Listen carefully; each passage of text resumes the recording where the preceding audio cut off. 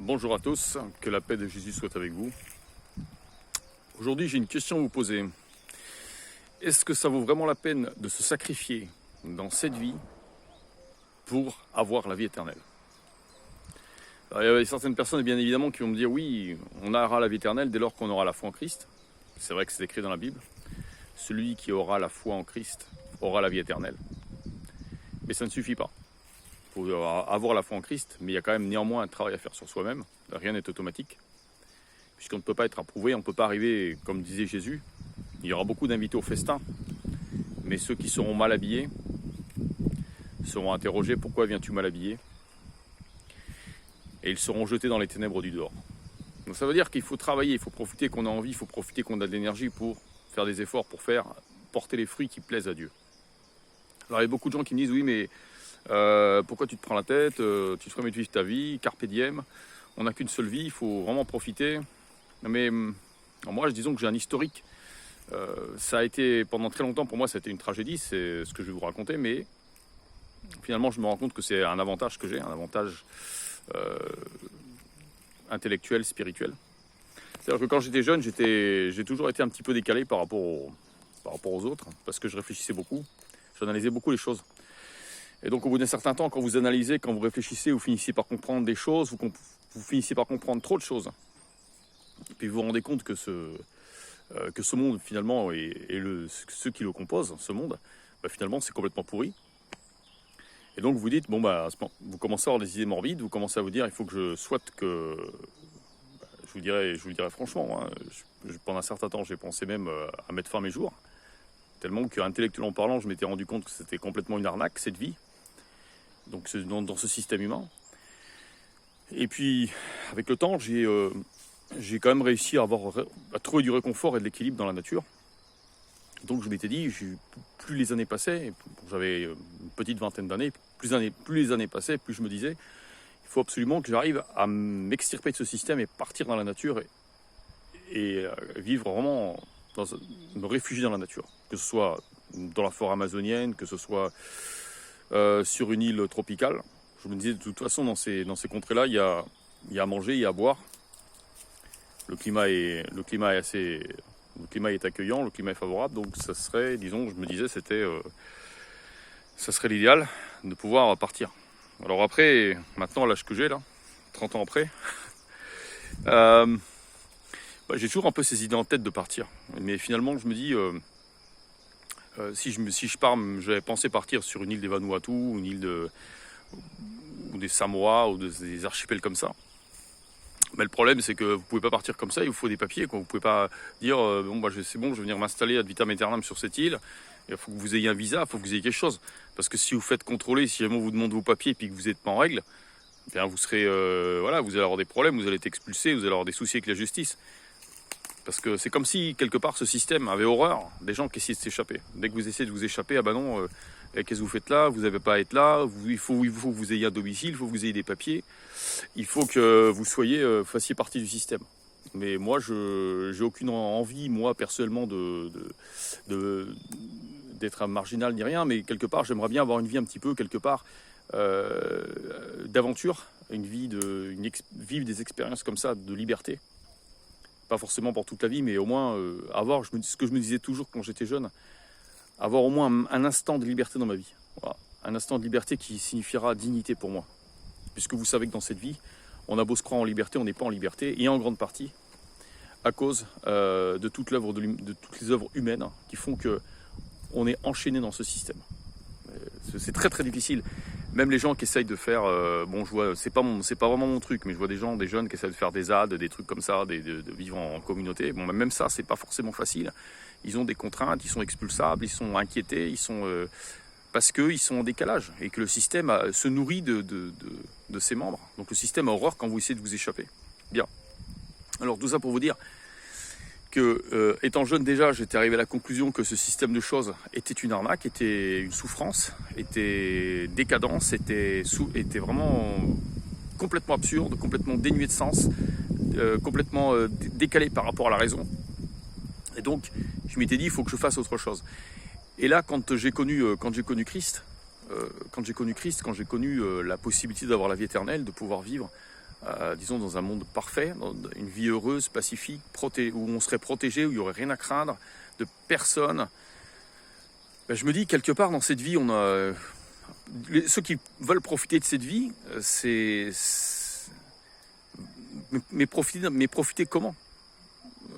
Profiter en ayant des aventures sexuelles, en profiter en s'achetant des biens matériels, profiter en faisant des voyages qui vous donnent une illusion de liberté, mais qui finalement sont que des illusions, puisque ce sont des instants que vous passez, etc. Donc je me suis dit, maintenant que je suis arrivé à la conclusion qu'il faut mieux sacrifier dans cette vie, se dire, bon ok, je vais renoncer à ça, je vais renoncer à ça, je vais renoncer à ça, je vais renoncer à ça, je vais renoncer à plein de choses. Limite, je vais avoir une vie super ennuyeuse, je vais vraiment me couper je vais complètement arrêter d'écouter de la musique, et ça je vous le dis aussi à vous, hein. Je ne sais pas quel est votre niveau spirituel, votre degré d'avancement, hein. Je parle en degré d'avancement, si vous avez réussi à renaître par Christ. Mais moi, depuis que j'ai réussi à renaître par Christ, j'ai une aversion pour la musique du monde. Je ne regarde plus du tout la télé, plus du tout les séries hollywoodiennes, où finalement on promeut que le vice, on promet que le crime, etc. Et vous savez très bien de quoi je parle. Donc toutes ces choses-là, finalement, qui vous relient finalement au péché, de gré ou de force, bah, instinctivement, je m'en suis séparé.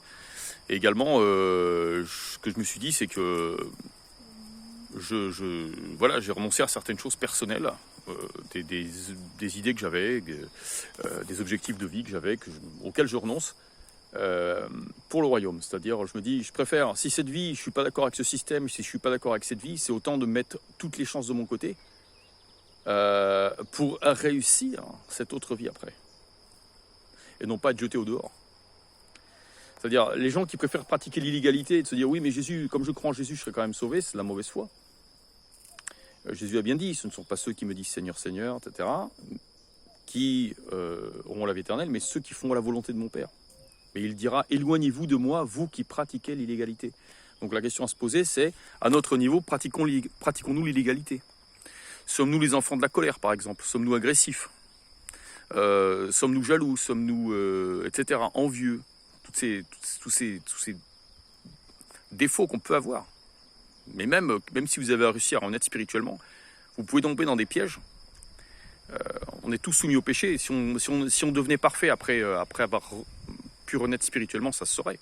On n'est pas parfait, mais on est mieux. Disons qu'on est rénové. Mais il faut quand même être vigilant. Il faut vraiment être sur ses gardes. Donc c'est ça ce que je vous dis. Ça vaut le coup. N'ayez pas peur de vous sacrifier dans cette vie actuelle. Quand il vous reste 35 ans à vivre, 45 ans à vivre, 50 ans à vivre, je ne sais pas combien de temps il nous reste à vivre, à tous, on ne peut pas savoir le jour de notre mort. Mais de toute façon, nos jours sont comptés. Donc, au lieu de se dire, je vais vivre cette vie bêtement pendant 35 ans, qui est une absurdité, et puis sacrifier mon éternité, ou l'éternité, ça n'existe pas, ce qu'il y a après la mort, parce que j'y crois pas, ben, c'est pas parce que vous n'y croyez pas que ça n'existe pas. Les gens, il faut leur dire ça. Quand ils vous disent, oui, moi, non, l'enfer, mais j'y crois pas. Non. J'y crois pas. Bah oui, j'ai déjà fait des vidéos sur l'enfer, je sais que ça plaît pas. Mais c'est pas parce qu'on ne croit pas en l'enfer que ça n'existe pas. Je veux dire, si la Bible en parle, la Bible c'est pas un tissu de mensonges. Jésus en a parlé, plein de fois. L'Apocalypse l'évoque aussi, à plusieurs reprises. Donc ça serait plus prudent à mon avis d'y croire. À mon avis. Le fait de ne pas y croire, ça c'est les doctrines de Charles Taze Russell. Hein, de dire que non, il n'y a pas d'enfer. Vous imaginez, moi je vais vous dire une chose, quand vous savez qu'il y a l'enfer, vous faites très attention. Faites très attention. Une fois que vous comprenez qu'il y a l'enfer, vous faites très très attention, parce que vous vous dites, si je ne sais pas ce qu'il faut, après on va me dire oui c'est un chantage, etc. Mais non, si je ne sais pas ce qu'il faut, c'est pas seulement la mort qui m'attend, c'est des souffrances. Les gens ne comprennent pas ça. Ils disent oui non, mais moi j'y crois pas, mais Dieu c'est un Dieu d'amour. Oui, Dieu est un Dieu d'amour. Mais quand le peuple juif ne faisait pas ce que Dieu lui demandait, Dieu a envoyé les Assyriens, ils ont écorché vif. Écorché vif, ça veut dire enlever la peau des gens. Je ne sais pas s'ils étaient encore vivants ou pas. Hein, pour en tapisser une colonne. Alors je ne sais pas, Dieu est un Dieu d'amour et c'est aussi un Dieu qui est lent à la colère, mais il arrive un moment où il se met en colère. Et quand il se met en colère, ça fait très mal. On a aussi vu ça en l'an 70. Quand Jérusalem a été saccagée, quand les gens devaient manger les enfants. Alors Dieu d'amour, oui, mais aussi Dieu de justice, Dieu qui finit par ne plus avoir patience. Donc méfiez-vous, Dieu est un Dieu d'amour, il peut vous répondre à vos prières, il peut vous aider, mais mettez toutes les chances de votre côté. Ne soyez pas aussi défiants. Les gens sont très défiants, défidieux, beaucoup. Et c'est vraiment imprudent. Je ne sais pas s'ils se rendent compte qu'ils sont en train de défier le créateur de tout ce qui nous entoure. Créateur grâce à qui cette nature existe, cet univers existe, cette terre existe. Par le fait même que nous existons, cette énergie vitale que nous avons en nous, lui appartient. Chaque cellule de notre corps lui appartient. Il faut aussi comprendre les choses. Voilà, j'espère que cette vidéo aura pu en aider plus d'un. C'est une vidéo que je fais vraiment à titre de conseil. Une nouvelle fois, je le répète, je ne suis pas un maître. Je suis comme vous, j'essaie de partager mes pensées, partager des idées qui sont susceptibles de vous aider dans la vie. Voilà, susceptible de. Je ne suis pas en train de vous dire que je suis éclairé. Je m'efforce de dire des choses cohérentes. Et j'espère que tous ensemble, nous pourrons progresser. Et que tous ensemble, nous aurons la vie éternelle. Que Jésus vous bénisse. Beaucoup de spiritualité. Et préservez-vous. Lisez les Écritures. Ne restez jamais sur des acquis. Et essayez toujours de croître spirituellement.